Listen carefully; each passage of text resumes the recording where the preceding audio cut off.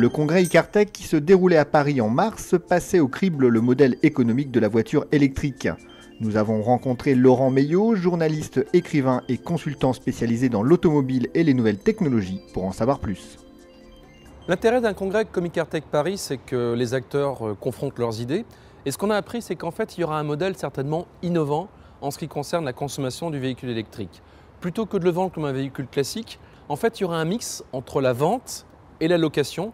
C'est-à-dire qu'en fait, on paiera sous forme de forfait, un peu comme on le ferait pour un téléphone mobile, une mensualité, par exemple une centaine d'euros par mois, qui couvre à la fois le coût de la location de la batterie ainsi que la recharge en électricité.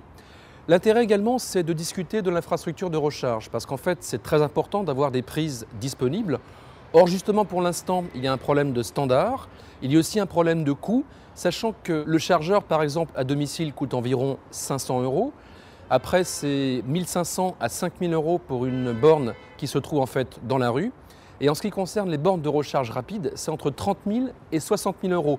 Donc on comprend qu'en raison de ces coûts et en raison de l'inertie, il va se passer un petit peu de temps entre la diffusion à grand volume, bien sûr, de la voiture électrique et l'acceptation par le public.